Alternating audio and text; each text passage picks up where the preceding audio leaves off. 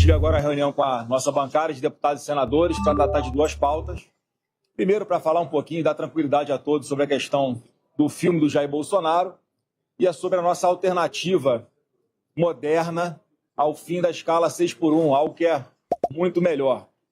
Então, na conversa aqui com os nossos parlamentares, fui bastante tranquilo, bastante calmo em reafirmar que qualquer relação minha com o Vorcaro foi única e exclusivamente por causa do filme do meu pai. Eu acho que cabe aqui um histórico, ainda que rápido, sobre como é que foi que isso aconteceu. Ainda no final de 2024, num jantar com um amigo, comentando sobre o filme, da dificuldade de arrumar investidores aqui no Brasil, as pessoas com medo de colocar o seu CPF, de colocar a sua empresa num simples empreendimento cultural, que é um filme em homenagem ao melhor presidente da República que esse país já teve, injustiçado.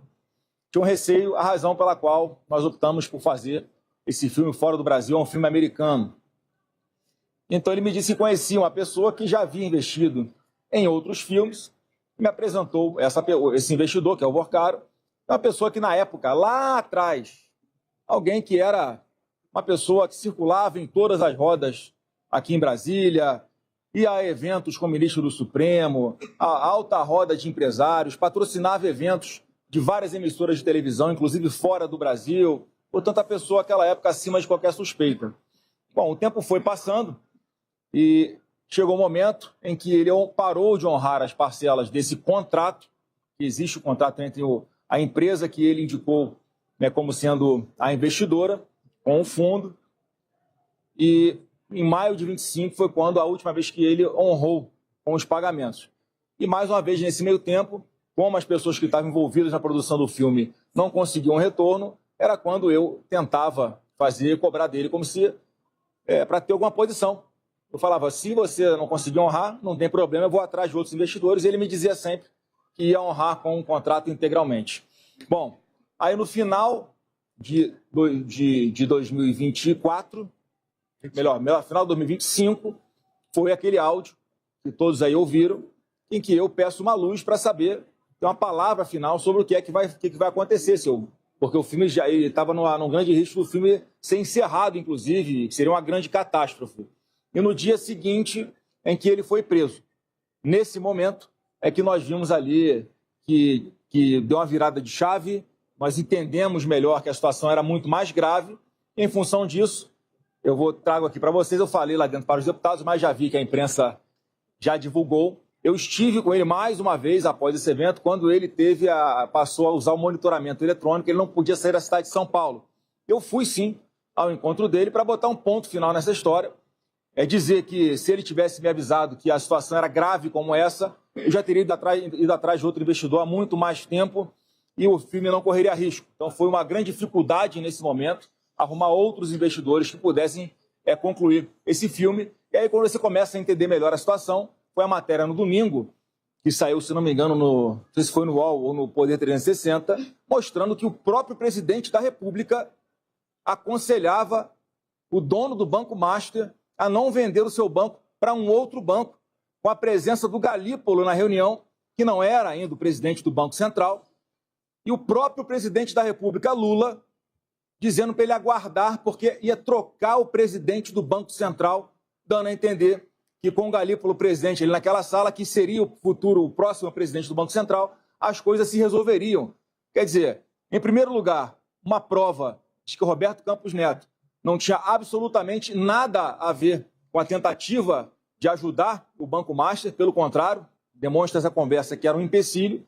Em segundo lugar, você vê o envolvimento, aí sim, o envolvimento do próprio presidente da República, o Lula, praticamente aconselhando o presidente do Banco Master. E é por essa razão, gente, que a gente tem insistido tanto que é mais urgente do que nunca a CPMI do Banco Master, sim, porque vai ser a única forma de separar bandido de inocente. Todo mundo está vendo. Até agora a esquerda não assinou, não tem assinatura de ninguém da esquerda, ninguém da base do governo com coragem de assinar, porque a gente quer a verdade e, infelizmente, não está dando para contar 100% com a Polícia Federal, porque uma parte dela bastante aparelhada nós acabamos de ver um outro absurdo que, se fosse na época do presidente Bolsonaro, estava a imprensa inteira caindo de pau. O delegado que quebrou o sigilo do Lulinha na investigação do roubo do INSS é trocado na mão grande.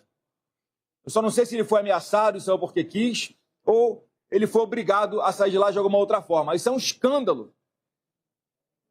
Isso não pode ser admitido. Então, eu lamento que a PF tenha chegado nesse ponto de haver algumas pessoas que se submetem a fazer um papel como esse. Então, a história, o único vínculo, reforcei com os parlamentares. Qualquer contato meu com esta pessoa, que é o Vorcaro, foi única e exclusivamente para tratar do filme do meu pai, que está ali faltando os últimos detalhes para ser concluído. Inclusive, eu tive a oportunidade de passar um trailer aqui na sala para os parlamentares. Acho que gostaram bastante do trailer de 2 minutos.